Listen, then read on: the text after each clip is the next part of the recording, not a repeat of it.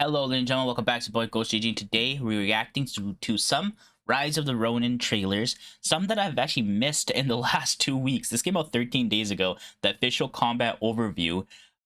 This came out just less than an hour ago, official story trailer.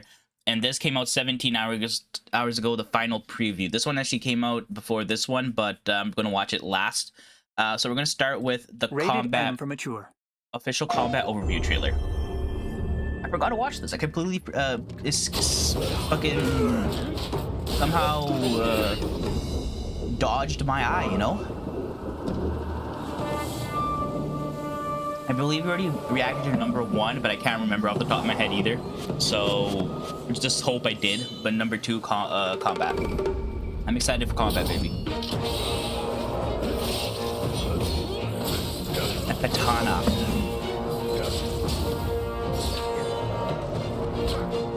And I am reacting to this at a time where reviewers have already posted about this game, and they have said very positive things about it. I'm sure there's a few negative things here and there, but I haven't watched videos fully. I've just seen the positives, and the positives seem to be really good. Especially when it comes to weapon variety and combat styles for the weapons. Like, it doesn't seem like you're restricted or like forced to use something. Like, you can use really whatever you want whenever you want. I mean, you got katana, bayonet, spear. That's like your melee weapons, or some of them at least. These are ranged weapons. We got gun, bow, or they call them firearms, right? Nice. Grappling hook is also a weapon. I thought it was just a grappling hook. Nice. Hang 'em. Oh, or that. Combos. Ooh. Mixing the weapons together. So we're using a spear here, and then we go back down into a rifle. Jeez. Drop him and then shoot him. Oh, baby. Can't wait to play this game. I hear the open world is really like very big and very like fun to explore. So I'm truly excited for this game, and it quite literally comes out next week on Friday, same day as Dragon's Dogma 2. So it's gonna be a busy Rated M for mature. back to back for me. So here's the second trailer, official story trailer. It should be number 3 story here. It has three modes of gameplay as well. You can go straight up graphics, balanced, and performance. So there's ray tracing, graphic, performance. I believe that's the 3 modes or something like that. The first few parts I always go max, just get the full like graphical setting going, and then I'll like lower it down to the 60 FPS one, as long as the image quality retains somewhat. The name is Jules Brunet. I just need spirited Jules young folks Burnett. who I can teach to fight from scratch. You know what? I've been watching Shogun from FX on Disney Plus, I have many contacts, and obviously Shogun said like what 1600s. This game is set 1800s, 1700s, something like that. So obviously like a big jump in time periods, but that show has just made me excited to play this. Or yeah, play this. Bro, Shogun. What can the people possibly do? They must stand behind the shogunate, or we all fall to the foreigners. I have some contacts in the shogunate. If you are interested in doing a favor, Moriyama. I could make the necessary arrangements. I think I said her name right. I tried my best. By our deeds, our Sami name will ring no out over Kondo. Kyoto. I'm expecting you to play your part as well. There are things one cannot accomplish alone, but a strong bond makes both parties involved stronger.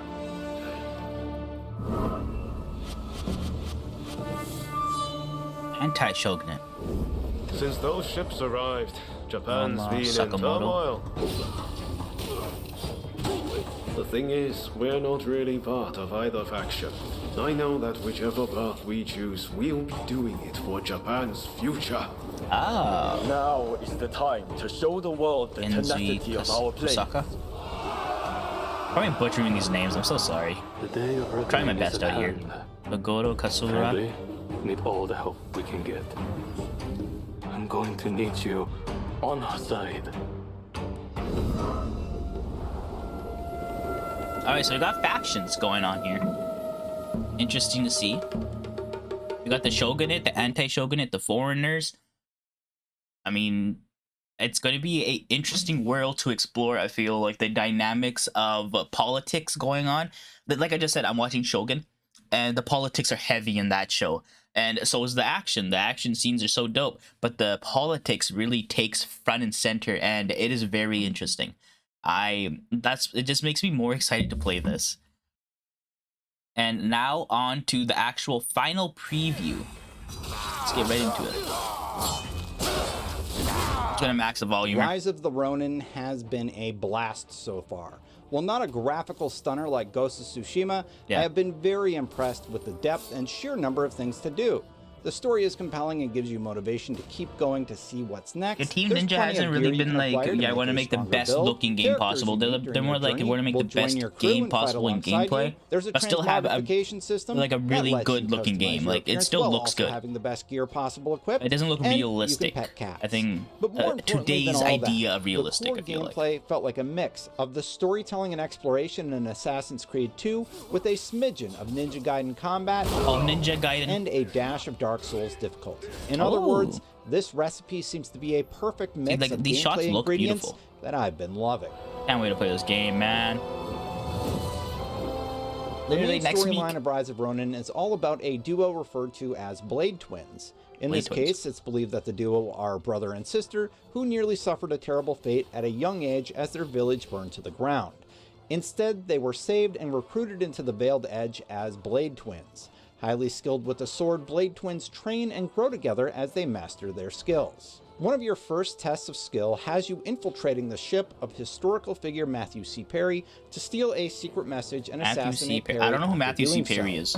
This section does a good job of showing off a few stealth elements of Ronin, and also showcases combat with the footage PlayStation sent us to use for this preview. Combat will require precise timing for counters, and you'll need to pay close attention to your ki gauge, which is basically American naval officer.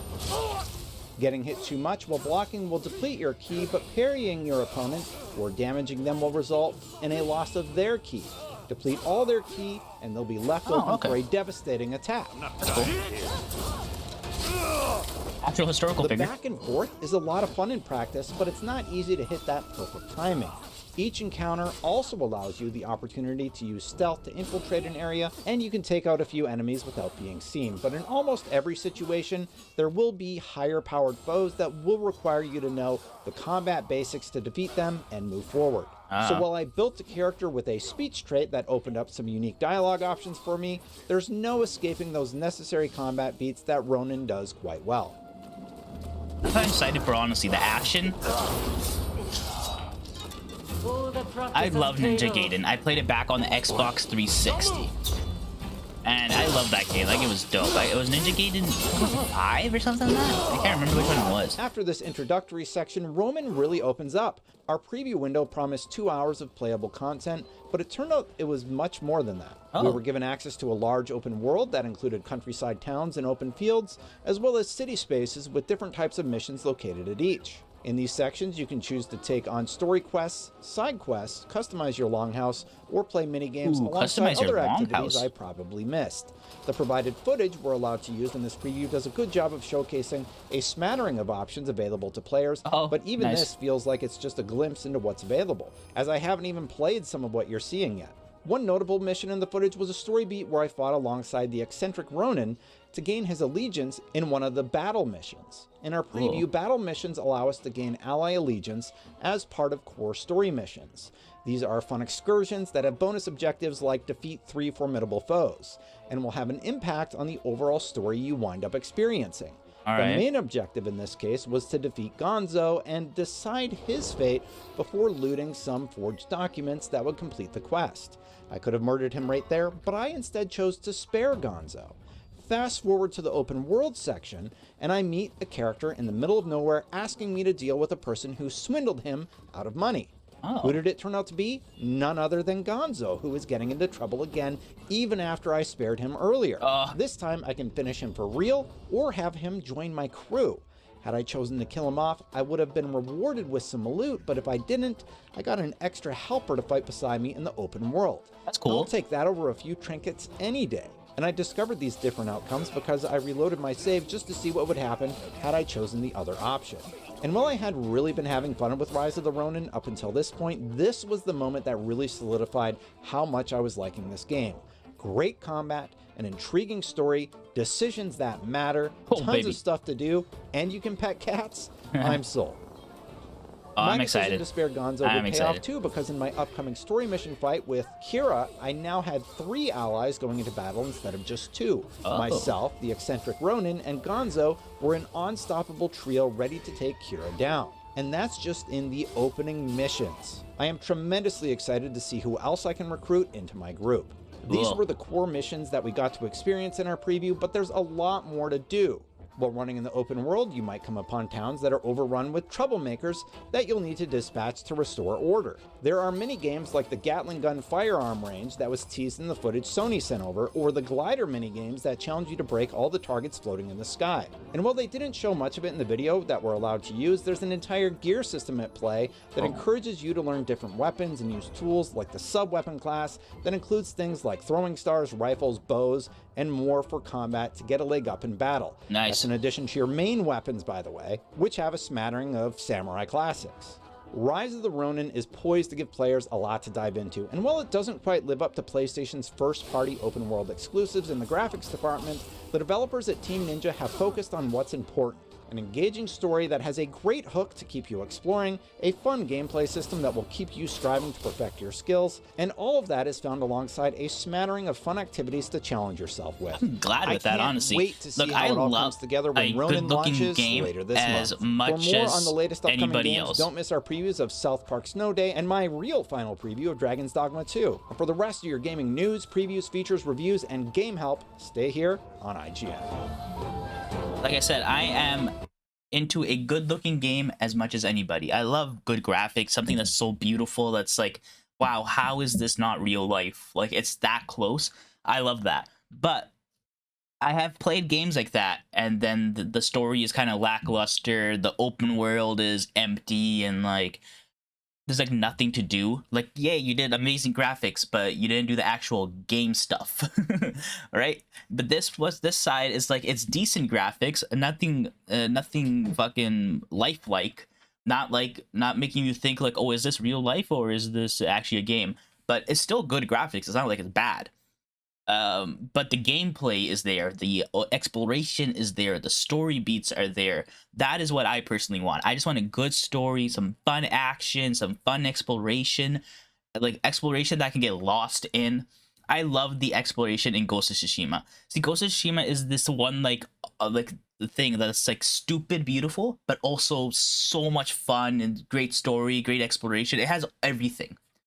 But if you were to focus on one aspect of a game, it would be the actual game stuff, the gameplay, the story, the exploration, stuff like that, over graphics. I'm not saying graphics should be like a potato, but it doesn't have to be. It doesn't have to have you thinking whether or not it's real life or not, right? And I'm okay with that. So I am excited for this game. Comes out next week on the 22nd. It is currently the 12th. So it literally comes out next Friday, or next Thursday, technically 11 p.m. Same day as Dragon's Dogma 2, as you can see this video right here. And I'm going to be reacting to that next as well in the next reaction. So like and subscribe, hit the notification bell, and you guys can see my Dragon's Dogma 2 reaction, which I believe is also the final preview. So yeah. But it's going to be a busy little while. I'm finishing up Final Fantasy VII Rebirth right now. I'm close to the end. I'm like at the start of chapter 12, essentially. Of 14, so I should be done in the next day or two, and then but the actual uploads I feel like it's going to be until the 24th or 25th. It's going to be uploads of Final Fantasy. I was hoping to finish it by Friday, like I have the uploads by the end of Friday, but it's going to go past Friday because it's just a long game. I'm like 60 something hours in and I'm not done the game yet. It is a long game, but it's so good. But yeah, with that being said, that is it for this reaction. I hope you guys enjoyed. I'll see you guys next time with Dragon's Dogma 2 reaction. Like I said, hit the notification bell, subscribe, and you guys will be able to watch it right when it comes out. Peace out.